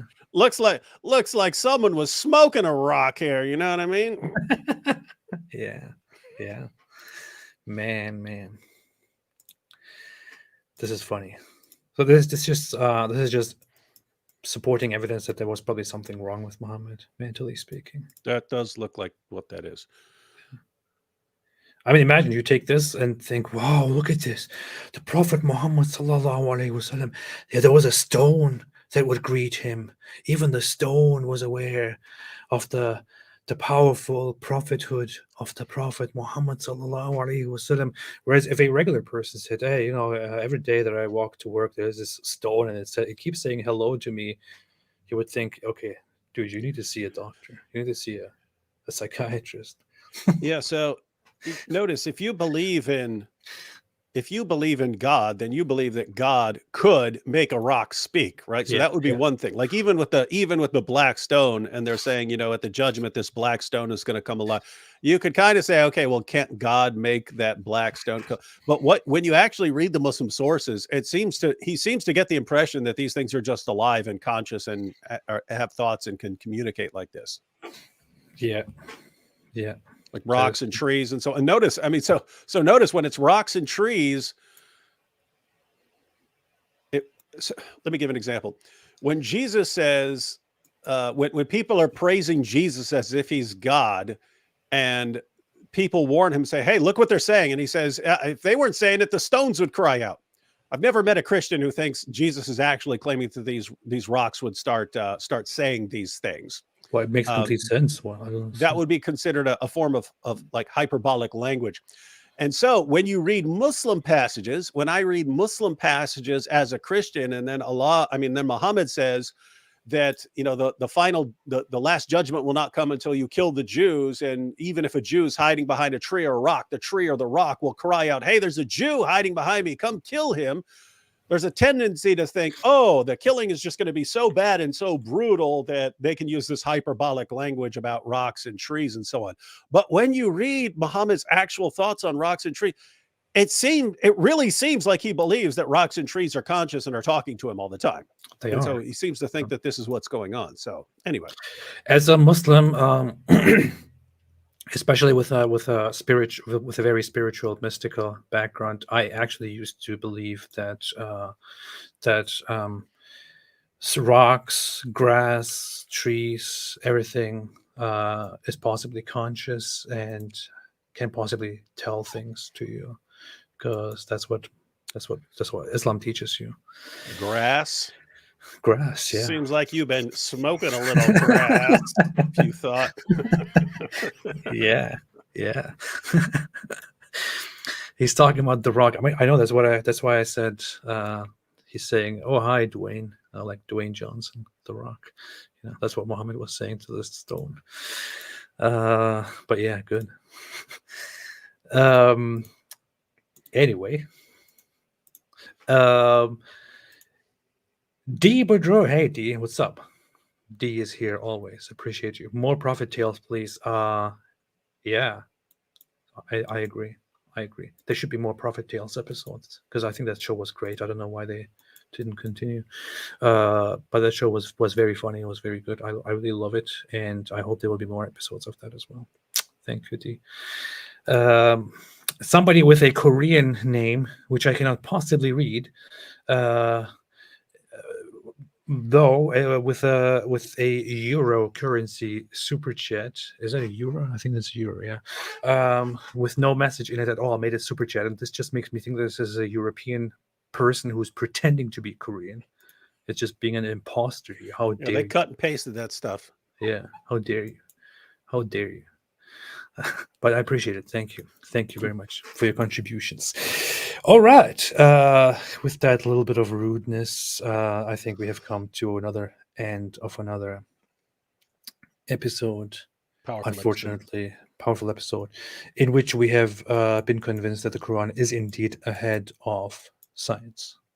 And notice yet again, I mean, how many times have we done this? We actually open up our channels for dawah. Yeah. We say, hey, let's see the dawah, and we go through their videos that they praise as brilliant and awesome, and it turns out to be pretty bad and terrible. That is true. That is true. Zaid al-Hindawi said the Illuminati will prevail and all religions will be doomed. Absolutely. Absolutely, brother. Greetings to my friends over at the Illuminati, who have been doing a great job supporting this channel and helping me get where I am so far, who are giving me all kinds of support in these trying times as a YouTube creator. Thanks, Illuminati guys. AP, can you explain Surah Ibn Majah 4099? Ibn Majah 4099. I'm expecting a Farid video now about. AP admits. Look at this video. Here in this video, Apostate Prophet admits that he is working for the Illuminati. I have been saying this the entire time.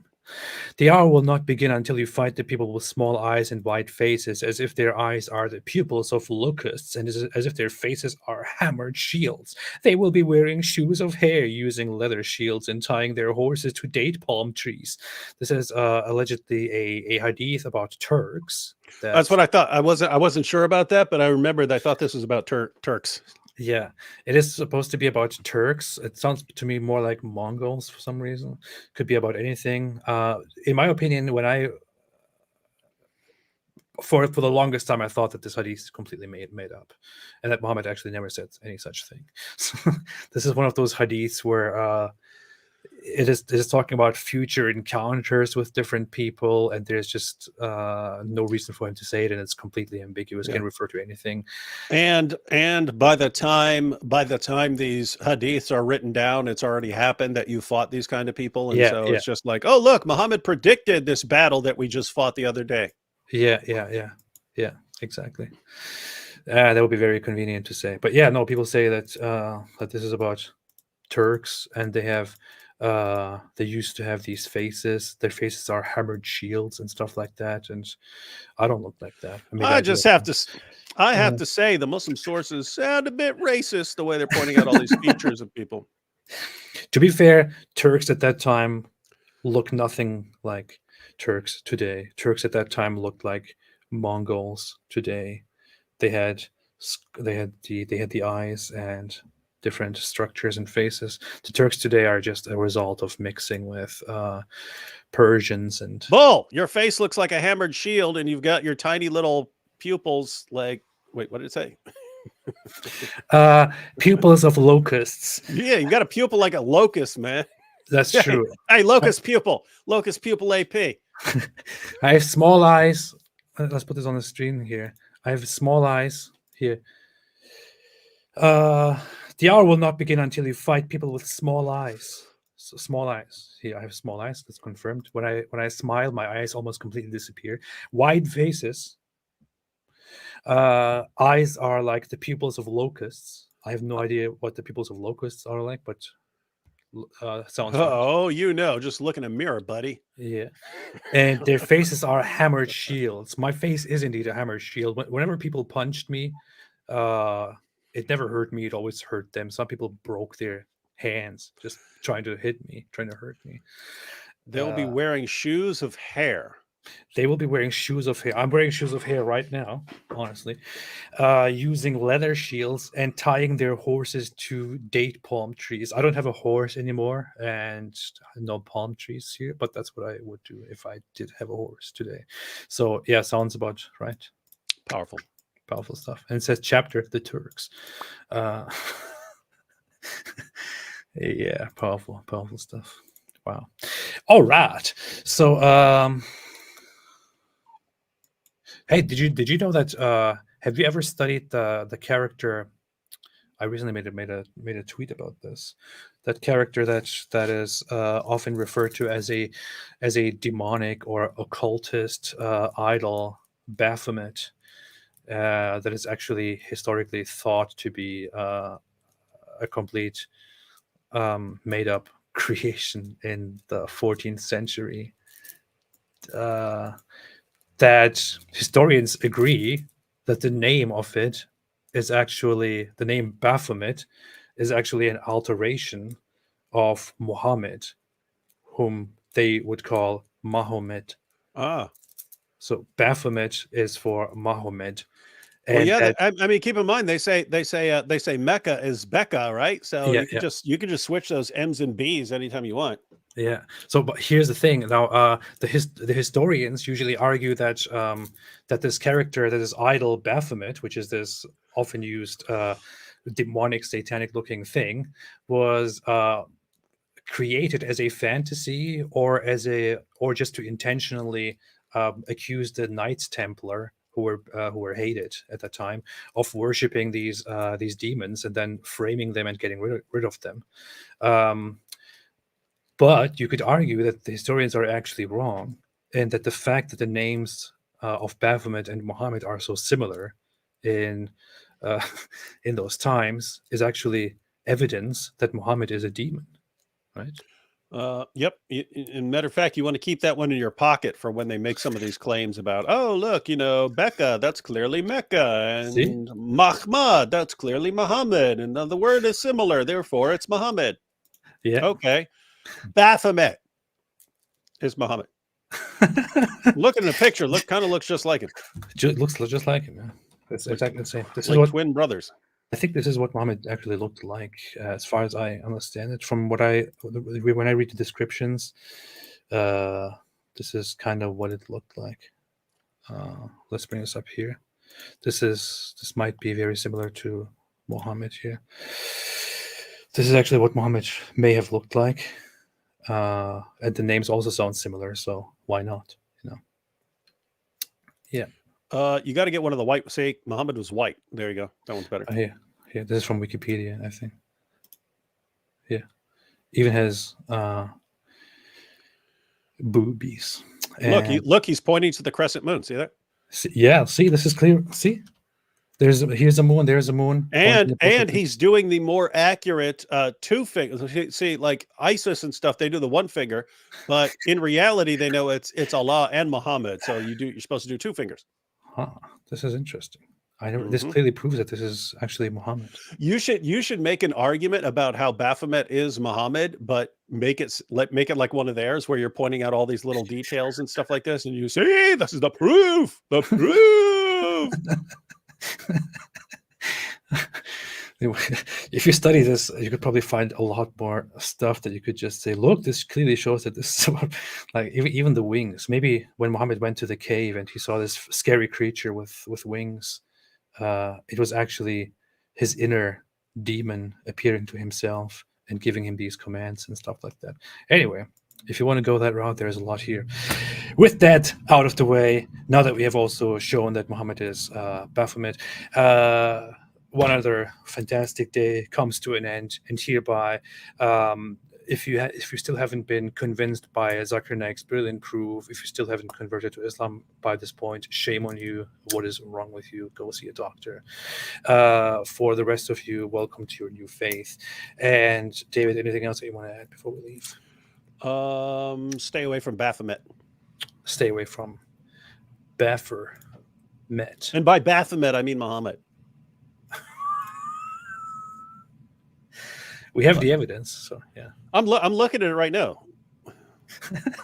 that the medieval Christians refer to Muhammad as Baphomet. Yeah. I think Voltaire wrote about him as Muhammad and others too. But have a good day, and as always, listen to the guy who will tell you what you need to do for the rest of your life.